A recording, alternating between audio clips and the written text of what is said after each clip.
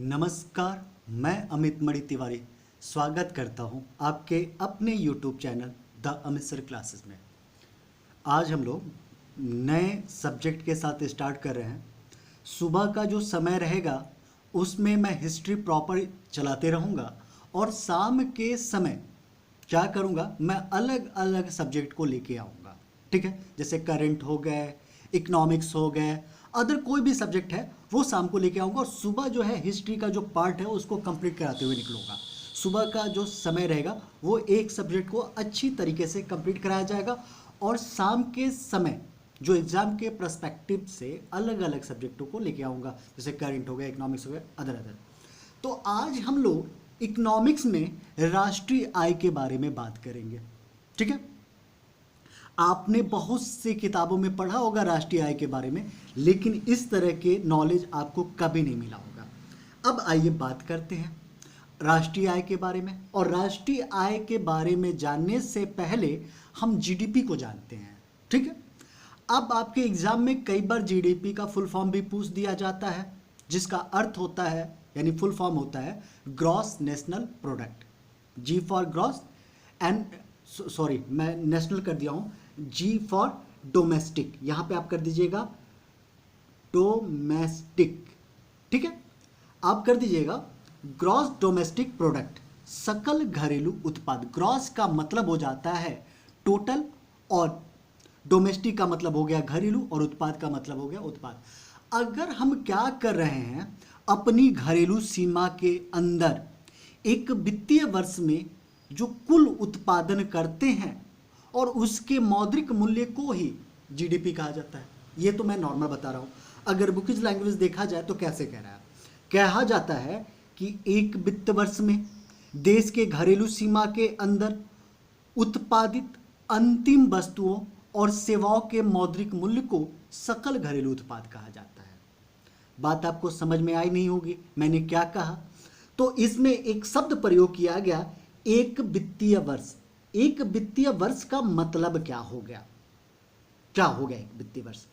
तो हमें सरकार की तरफ से एक वित्तीय वर्ष फाइनलाइज किया जाता है, जो होता है चलता है 1 अप्रैल से लेकर 1 अप्रैल से लेकर 31 मार्च तक। ये हमारा वित्तीय वर्ष हो गया, यानी 1 अप्रैल से 31 मार्च का जो वित्तीय वर्ष है, इसमें अब देश की घरेलू सीमा के अंदर क्या है, ये घरेलू सीमा। ठीक है, तो घरेलू सीमा कहते हैं कि जो हमारा भौगोलिक क्षेत्र है, भारत का जो भौगोलिक क्षेत्रफल है, भारत का भौगोलिक क्षेत्रफल कितना है? 32,87,263 वर्ग किलोमीटर। वो घरेलू सीमा के अंतर्गत आएगा जिस पर हम लोग हैं। फिर अनक्लॉज के तहत निर्धारित किया गया कि जो भारत है उसको 3 प्रकार की समुद्री सीमा दी जाएगी। कितने प्रकार की? 3 प्रकार की। जिस समुद्री सीमा को कहा गया कि वो 12 नॉटिकल मील तक यूज करेगा, 24 नॉटिकल मील तक यूज करेगा, और ये क्या करेगा, ये 200 नॉटिकल मील तक यूज करेगा। इसको कहा गया राजनैतिक सीमा। यह राजनैतिक सीमा भी भारत के घरेलू सीमा के अंतर्गत आता है। ठीक है, ये जो राजनैतिक सीमा है ये भी भारत के घरेलू सीमा के अंतर्गत आता है, जो 200 नॉटिकल मील है। अब देखिएगा भारत के घरेलू सीमा के अंतर्गत और क्या आता है, जैसे कि हमारा जो वायुयान है, मान लीजिए कि हमारा जो वायुयान है, ठीक है, एयर इंडिया, वो चला गया ब्रिटेन के रनवे पर। ठीक है, तो जो ब्रिटेन का रनवे है वो ब्रिटेन का जीडीपी है, घरेलू सीमा है। लेकिन जो हमारा एरोप्लेन का इंटरनल पार्ट है, जो अंदर जिसमें लोग बैठे हुए हैं, यात्री बैठे हुए हैं एयर इंडिया में, तो वो एयर इंडिया का जो अंदर का हिस्सा है वो हमारा जीडीपी है। ठीक है, तो इस प्रकार से हम कह सकते हैं कि जो घरेलू सीमा है यानी जो जीडीपी है वो राजनीतिक सीमा यानी भौगोलिक सीमा प्लस ये जो 200 नॉटिकल मील है, राजनीतिक सीमा और क्या कहा जाए भौगोलिक सीमा से बड़ा है। यानी हमारी जीडीपी की बात मैं करूं, यानी घरेलू सीमा की बात करूं, तो सबसे बड़ा होता है घरेलू सीमा। देखिए अभी मैंने बताया जो एयर इंडिया भी चला जा रहा है वो घरेलू सीमा के अंतर्गत है। अब देखिए सपोज दैट जैसे कि हमारे दूतावास हैं, भाई भारत के दूतावास अलग अलग देशों में होंगे, ठीक है, जैसे हमारे दूतावास अमेरिका में होंगे, चाइना में होंगे, तो जो ये दूतावास है ना ये भी भारत है, ठीक है, वो भारत है। तो जो दूतावास हो गया ये हमारा घरेलू सीमा हो गया। तो जो घरेलू सीमा होता है वो बड़ा होता है राजनैतिक सीमा से। अब राजनैतिक सीमा अभी आपको मैंने बताया कि जो 200 नॉटिकल मील तक की समझौता हुआ था अनक्लॉस द्वारा वो हमारा राजनैतिक सीमा है। और सबसे छोटा जो होता है वो भौगोलिक सीमा, जो क्षेत्रफल होते हैं किसी देश के, यानी भौगोलिक सीमा, ठीक है। तो 3 प्रकार की सीमा का निर्धारण किया जाता है। आपसे पूछ देगा, क्रम बैठाने के लिए दे देगा कि या तो दे देगा कि निम्न में से कौन सी सीमा भारत की सबसे बड़ी होगी या किसी देश की कौन सी सीमा सबसे बड़ी होगी, तो आप बताएंगे कि किसी देश की घरेलू सीमा सबसे बड़ी होती है उसके भौगोलिक सीमा से। अब भौगोलिक सीमा क्या है, तो आप कहेंगे कि किसी देश का जो क्षेत्रफल है वह उस देश की भौगोलिक सीमा है, ठीक है। अब जो जीडीपी है, इस जीडीपी के अंतर्गत कहा जाता है, जरा ध्यान दीजिएगा मैं क्या क्या बोल रहा हूं, इस शब्द पे बड़ा ध्यान दीजिएगा। कह रहा है इस प्रकार के उत्पाद घरेलू सीमा के अंदर किसी भी व्यक्ति के द्वारा, अब यहां पे एक शब्द हो रहा है व्यक्ति, क्या नाम लिया जा रहा है, ये व्यक्ति। तो व्यक्ति में 2 लोग शामिल होते हैं, या तो वो देश के नागरिक हों, नागरिक, या नागरिक न हो, यानी वो नागरिक हो और नागरिक ना हो। मान लीजिए कि जैसे कि बात किया जाए कि भारत के अंदर, जो भारत है, भारत के अंदर भारतीयों द्वारा कोई उत्पादन किया जा रहा है और नेपाल का कोई व्यक्ति भी आके यहाँ पे उत्पादन कर रहा है, तो नेपाल का वो व्यक्ति भी भारत के जीडीपी में काउंट होगा। क्या होगा, भारत के जीडीपी में। यानी व्यक्ति का मतलब हो गया कि निवासी या अनिवासी जो हो वो भारत के, वो क्या कहलाएंगे, वो जीडीपी कहलाएंगे। बात समझिएगा, ये कह रहा है कि एक वित्तीय वर्ष में देश के घरेलू सीमा के अंदर उत्पादित अंतिम वस्तु और सेवा, और यहां पर भी जो वस्तुएं और सेवाएं होंगी वो अंतिम होंगी।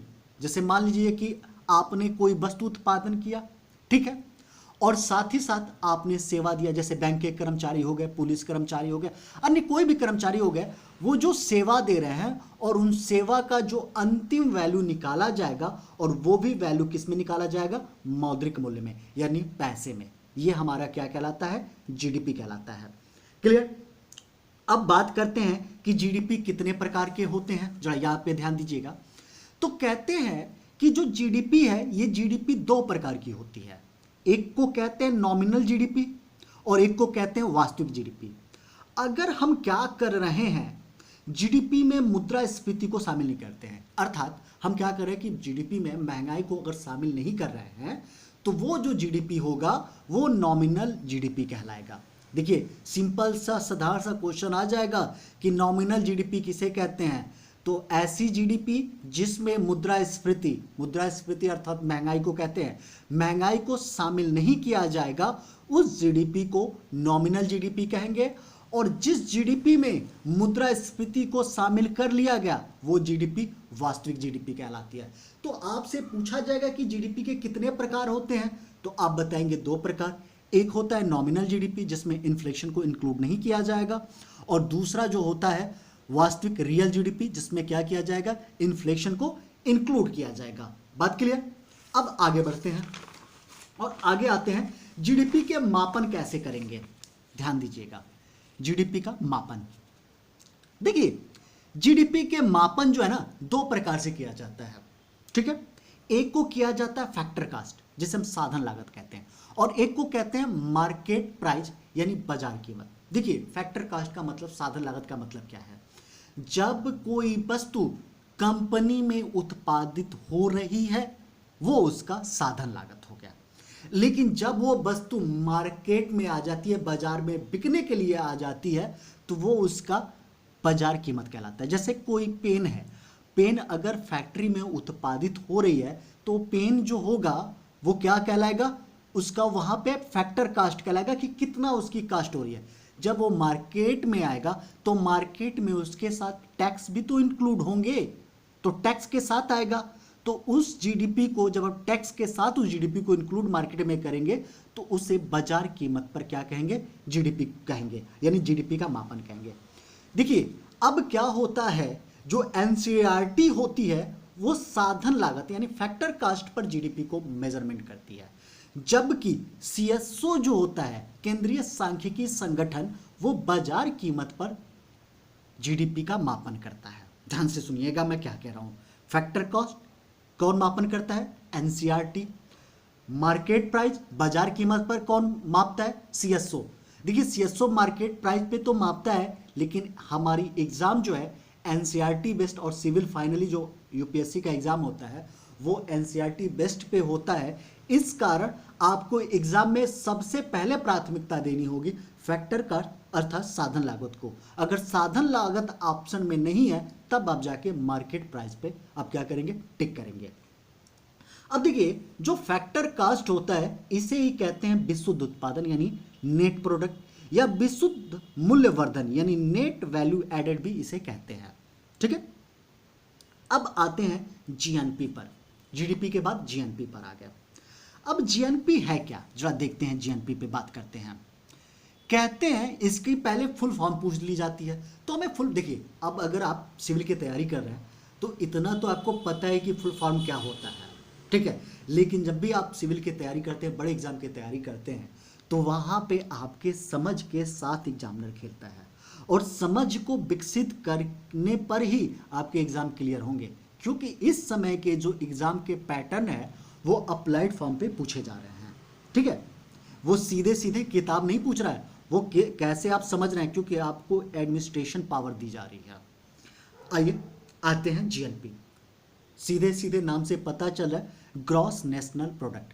अब देखिए जीएनपी में वही कंडीशन रहेगा, एक वित्त वर्ष दे दिया जाएगा यानी 1 अप्रैल से 31 मार्च, लेकिन इसमें जो रखा जाएगा, व्यक्ति को रखा जाएगा, इसमें व्यक्ति को न रख के देश के नागरिकों को रखा जाएगा यानी सिटीजन को रखा जाएगा, और वो सिटीजन या तो भारत में उत्पादित करे या भारत के बाहर उत्पादित कर रहा है, जैसे प्रियंका चोपड़ा है। ठीक है, प्रियंका चोपड़ा हमारी जीडीपी है या जीएनपी, जरा समझने की कोशिश करिएगा। मान लीजिए कि प्रियंका चोपड़ा, मान क्या लीजिए वास्तव में प्रियंका चोपड़ा भारत की नागरिक है। अब प्रियंका चोपड़ा भारत में तो उत्पादन कर नहीं रही हैं, वो अमेरिका में पिक्चर बना रही हैं, और अमेरिका में जब पिक्चर बना रही हैं तो वो अमेरिका की जीडीपी कहलाएंगी, लेकिन नागरिक तो भारत की है ना, तो वो भारत की जीएनपी कहलाएंगी। अर्थात हम कह सकते हैं कि एक वित्त वर्ष में देश के नागरिकों द्वारा, जो देश के नागरिक हैं उनके द्वारा घरेलू सीमा के अंदर यानी भारत में या देश के बाहर यानी भारत से बाहर कहीं भी उत्पादन की जा रही है अंतिम वस्तुओं और सेवाओं के मौद्रिक मूल्य को जीएनपी कहेंगे।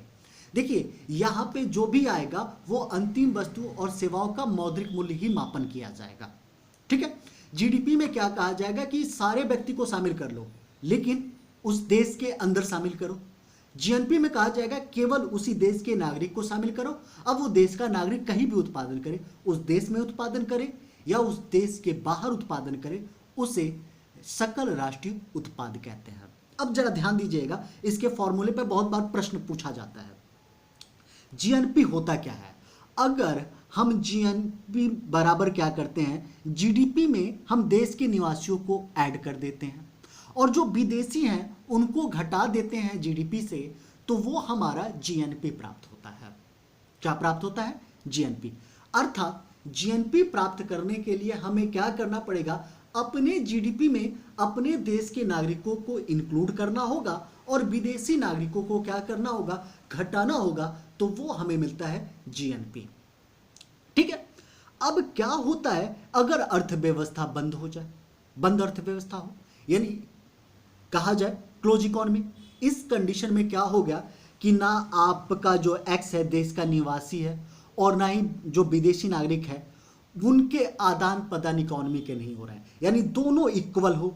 मान लीजिए कि एक्स क्या हो, इक्वल हो। ठीक है, इस कंडीशन में जीडीपी और जीएनपी बराबर हो जाएंगे। बात ध्यान सुनिएगा, क्या जीडीपी और जीएनपी बराबर हो सकते हैं? हाँ, बंद अर्थव्यवस्था की स्थिति में, जब मान लीजिए कि ट्रेड ही बंद हो गया, उस कंडीशन में प्रियंका चोपड़ा जब भारत में कुछ नहीं भेजेंगी और भारत में कार्य करने वाला कोई व्यक्ति है दूसरे देश का, वो क्या करेगा, दूसरे देश में नहीं भेजेगा। इस कंडीशन को कहते हैं बंद अर्थव्यवस्था, और यहाँ पर जीडीपी और जीएनपी क्या हो जाएंगे, बराबर हो जाएंगे। लेकिन ऐसा भी नहीं है, हो सकता है कि आपका जो जीडीपी है जीएनपी से बड़ा हो जाए या जीडीपी जो है जीएनपी से छोटा हो जाए। समझिएगा, इसमें कंडीशन क्या हो सकते हैं, जो जीडीपी है वो बड़ा हो सकता है जीएनपी से। ठीक है, मान लीजिए कि प्रियंका चोपड़ा 100 रुपये 120 रुपये कमा रही हैं, ठीक है, और उन्होंने क्या किया, भारत में 20 रुपये भेज दिया, और कोई व्यक्ति है भारत से 130 रुपये कमा रहा है, ठीक है, तो उसने 30 रुपये भारत से भेजा। तो इस कंडीशन में मान लीजिए कि प्रियंका चोपड़ा 120 कमा रही हैं और उधर वाला 130 कमा रहा है जो भारत में है, तो कौन ज़्यादा कमा रहा है, ये ज़्यादा कमा रहा है, ये ज़्यादा भेज देगा। इस कंडीशन में जीडीपी बड़ा होगा, और एक कंडीशन आएगा कि जब जीडीपी क्या होगा, जीएनपी से छोटा हो जाएगा, यानी GDP equal to GNP, GDP greater than GNP, और जीडीपी लेस देन जीएनपी। ये तीन कंडीशन हो सकते हैं। क्लियर? आइए आगे बात किया जाए। अब एक होता है जिसे हम कहते हैं एनएनपी, नेट नेशनल प्रोडक्ट। जैसे हमने क्या किया कि जो हमने जीएनपी प्राप्त किया, जीएनपी कैसे प्राप्त किया, तो हमने जीडीपी में अपने नागरिकों को इंक्लूड किया और विदेशी नागरिकों को माइनस कर दिया, हमें मिल गया जीएनपी। अब हमें एनएनपी फाइंड करना है, तो एनएनपी फाइंड करने के लिए हमें क्या करना होगा कि जो जीएनपी है ना, जो हमें जीएनपी मिला भाई, उससे क्या करेंगे, डिप्रिशिएशन, मूल्यह्रास को घटा देंगे। मान लीजिए कि कोई मशीन है और मशीन पिछले साल खरीदा गया था 1 लाख रुपए में, तो क्या वो मशीन चली होगी, और चलने के बाद उसकी वैल्यू में कुछ कमी हुई होगी ना, ठीक है, और मान लीजिए कि वो इस साल उस मशीन की कीमत 70,000 हो गई, तो वो जो 30,000 क्या था, वो डिप्रिशिएशन था ना, यानी हमने अगले साल जो 1 लाख में खरीदा था, 30,000 हमने जो घटाया डिप्रिशिएशन, वही हमें क्या मिला, नेट नेशनल प्रोडक्ट। यानी नेट नेशनल प्रोडक्ट प्रॉफिट करने फाइंड करने के लिए हमें जीएनपी में से डिप्रिशिएशन को क्या करना पड़ेगा, हटाना पड़ेगा। क्लियर? अब आपको आते हैं जो मेन है राष्ट्रीय आय, नेशनल इनकम। इस पर बात करते हैं, चर्चा करते हैं क्या है ये नेशनल इनकम। देखिए, कहते हैं कि नेशनल इनकम का जो मापन होगा वो एनएनपी पर ही किया जाएगा, ठीक है, और नेशनल इनकम को, राष्ट्रीय आय को राष्ट्रीय उत्पाद भी कहा जाता है।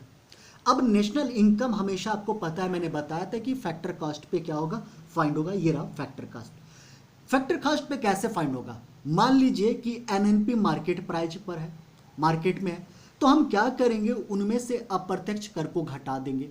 जो इनडायरेक्ट टैक्स है मार्केट प्राइस पर, जो एनएनपी है, उनमें से इनडायरेक्ट टैक्स को घटा दे और उसमें सब्सिडी को ऐड कर दे, तो हमें फैक्टर कॉस्ट पे नेशनल इनकम प्राप्त हो जाएगा। कई बार प्रश्न क्या करता है, इस प्रकार भी पूछता है, इसको एक्सपेंड करता है। तो आप जरा देखिएगा, इस एनएनपी को हम एक्सपेंड करें तो एनएनपी को हम लिख सकते हैं GNP minus GNP minus depreciation, ये हम लिख सकते हैं। यानी हम क्या करेंगे, जीएनपी में से मूल्यह्रास को घटाएंगे, फिर इनडायरेक्ट टैक्स को घटाएंगे, फिर क्या करेंगे, जो सब्सिडी होगा सब्सिडी को इंक्लूड कर देंगे। ये हो सकता है। इसको और एक्सपेंड करता है वो, तो जीएनपी क्या था, तो जीएनपी आपको पता है, जीडीपी में अपने नागरिकों को ऐड किया, ठीक है, विदेशियों को घटाया, यानी, और डिप्रिशिएशन को क्या किया, माइनस किया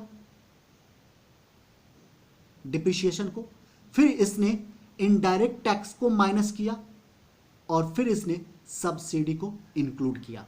इस प्रकार से कई बार क्या करता है, वो एक्सपेंड करके एग्जाम में क्वेश्चन को पूछता है। तो इस बात को ध्यान में आप रखे रहिएगा कि हमें जब भी नेशनल इनकम निकालना होगा तो जीडीपी में क्या करना पड़ेगा, अपने नागरिकों को इंक्लूड करना पड़ेगा, विदेशियों को घटाना पड़ेगा, फिर आपको डिप्रिशिएशन घटाना पड़ेगा, फिर इनकम टैक्स घटाना पड़ेगा और सब्सिडी को ऐड करना पड़ेगा। ये आपको नेशनल इनकम फैक्टर प्राइस पे मिलेगा। अगर यही नेशनल इनकम आपको मार्केट प्राइस पर चाहिए, देखिए मार्केट प्राइस पर, तो ये रहा आपका मार्केट प्राइस। मैथ आप लगा सॉल्व करते हैं। तो अब इस कंडीशन में आप क्या करेंगे, तो आप क्या करेंगे, एनएनपी को वहीं पर रहने देंगे मार्केट प्राइस पे। अब जो एनआई है, नेशनल इनकम है, फैक्टर कॉस्ट पे। अब जो सब्सिडी है इधर फैक्टर कॉस्ट में क्या करेंगे, इधर लाके जो इनडायरेक्ट टैक्स है उसे क्या करेंगे, ऐड कर देंगे इनडायरेक्ट टैक्स को। और फिर क्या करेंगे, सॉरी इधर सब्सिडी को क्या करेंगे, सब्सिडी को माइनस कर देंगे। तो ये आपका मिल जाएगा मार्केट प्राइस पर, आपका ये आपका वैल्यू मिल जाएगा मार्केट प्राइस पर। ठीक है, बात क्लियर। अभी आइए आगे बात करते हैं। अब देखिए कह रहा है नेशनल इनकम के बारे में कि क्या है, तो कह रहा है कि एक वित्त वर्ष में, वही बताया मैंने, 1 अप्रैल से 31 मार्च में उत्पादित अंतिम वस्तुओं और सेवाओं के मौद्रिक मूल्य को ही राष्ट्रीय आय कहते हैं। यानी यहाँ पे क्या होगा, जो वस्तुओं और सेवाओं का क्या लिया जाएगा, अंतिम वस्तुओं और सेवाओं का मौद्रिक मूल्य लिया जाएगा, यानी पैसों में उसकी वैल्यू की जाएगी। नेक्स्ट कहा जा रहा है इससे राष्ट्रीय उत्पाद भी कहते हैं, राष्ट्रीय आय को राष्ट्रीय उत्पाद भी कहते हैं। अब इसके अंतर्गत सामान्य निवासियों यानी इसके अंतर्गत नागरिकों को शामिल किया जाता है। ये नागरिक या तो घरेलू सीमा के अंदर उत्पादन करें या बाहर उत्पादन कर जाके विदेशों में उत्पादन करें, उन्हीं को सम्मिलित किया जाएगा। फिर ये कह रहा है इसमें वस्तुओं और सेवाओं के मध्यवर्ती मूल्य को शामिल नहीं किया जाता है, जैसे कि बीच की वस्तुओं को सेवाओं को शामिल नहीं किया जाएगा, क्योंकि इससे कहीं ना कहीं कंफ्यूजन होगा। मान लीजिए कि एक कंपनी है जिसको ब्रेड बनाना है, ठीक है, उसने गेहूं खरीदा, गेहूं से आटा पिसवाया, आटा पिसवाने के बाद गेहूं को पिसवाया तो आटा बना, आटे से उसने ब्रेड बनाया। तो यहाँ पे क्या गेहूं का भी वो टैक्स दे, ठीक है, गेहूं का भी नेशनल इनकम में ऐड किया जाए, आटे को भी नेशनल इनकम में ऐड किया जाए और ब्रेड को भी नेशनल इनकम में ऐड किया जाए, तो क्या ये न्यायोचित हो रहा है, क्या कंफ्यूजन होगा ना। वही गेहूं था जिस गेहूं को हमने आटा बनाया, उसी गेहूं को हमने ब्रेड बनाया, तो जो फाइनल वस्तु बन रही है ना, जो ब्रेड बन रहा है, उसी ब्रेड को क्या किया जाएगा, नेशनल इनकम में इंक्लूड किया जाएगा, ना कि गेहूं को, ना कि आटा को। या अगर गेहूं केवल आटे के रूप में प्रयोग हो रहा है, जैसे पतंजलि का आटा हो गया, आशीर्वाद का आटा हो गया, अगर वो गेहूं आटे के रूप में प्रयोग हो रहा है तो वो क्या हो जाएगा, आटा नेशनल इनकम कहलाएगा। ठीक है, अब नेशनल इनकम में किस किस चीज़ों को नहीं इंक्लूड करेंगे, तो पुरानी वस्तुओं को नेशनल इनकम में इंक्लूड नहीं करते हैं। घरेलू सेवाओं पे मान लीजिए कि औरतें खाना बना रही हैं, ठीक है, तो ये घरेलू सेवा हो गया ना, इनको नहीं इंक्लूड करेंगे। वित्तीय परिसंपत्तियां जो आप कोई मान लीजिए कि कोई चीज़ें लेके और बैंक में जमा कर देते हैं, तो वित्तीय परिसंपत्तियां, हस्तांतरण भुगतान को नहीं शामिल किया जाएगा। ठीक है, अब एक चीज़ और ध्यान रख लीजिएगा कि राष्ट्रीय आय की गणना केंद्रीय सांख्यिकी संगठन द्वारा किया जाता है। आगे इसके बारे में और स्टडी करेंगे डिटेल से। ठीक है, अगर आपको ये समझ में आए तो धन्यवाद। इसको 1 से 2 बार आप क्या करिए, पहले सुनिए फिर इसके नोट्स बनाइए। क्लियर, और लाइक शेयर और सब्सक्राइब करना तो भूलिए ही मत।